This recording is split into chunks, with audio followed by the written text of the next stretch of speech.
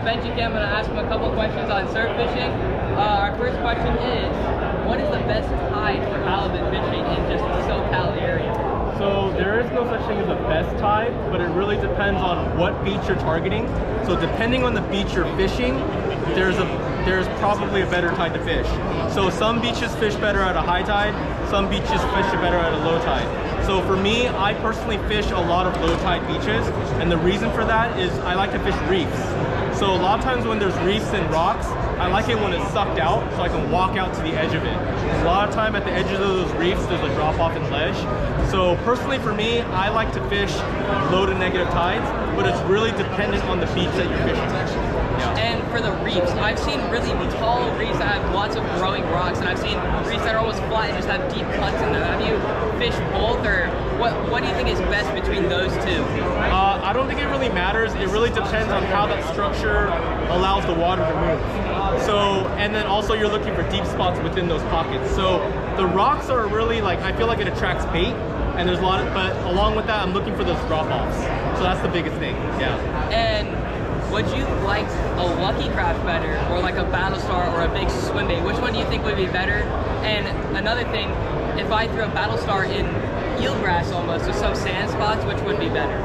Well, I'm not too familiar with Battlestar, but I firmly believe that everyone has their confidence bait. Yeah. So whatever gives you the most confidence and whatever you're best at throwing, that's what you should throw.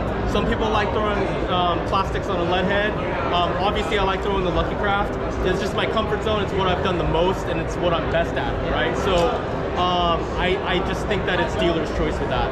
Yeah. And I think where in those like offshore kelp patties, or even just right on shore, where sometimes there's calico in there, how and what would you fish in those sandy spots by that kelp really close to shore? I think a weedless presentation is probably best. Okay. Yeah, like a weedless swim bait, like a 4 to 5 inch, maybe 5 inch on like a, well, if you're fishing on a path, like on a boat or something, then yeah probably like a 3/4 ounce, I'm guessing 3/4 to 1 ounce is probably the way to go.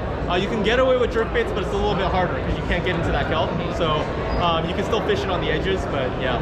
And another big question that I've struggled with is that deep water, like at the beach, where it drops off super quick and it's still all sand, but it's just really deep. Will a halibut still go after like a 110, or? That's a great question. In my opinion, that's not optimal for the 110. It's better, like, so from the Lucky Craft side, there's the 115, which is the 4 to 6 foot diver. Yeah. And it's a sinking lure. So the 110 is a suspending lure, so it's not going to really, it's a 1 to 2 foot diver and it's suspending, so it's hard to get down to the bottom. So 115 or 130, those are both sinking jerk baits. So it's a lot easier to just cast and let it go down to the bottom and you can work it down. So, yeah. All right, cool. Well, that's it. Thank you so much, dude. It's nice meeting you. Appreciate it, man. I'll make sure to pin you, and go follow Benji Kim. Awesome. Thanks, guys. Thanks, dude.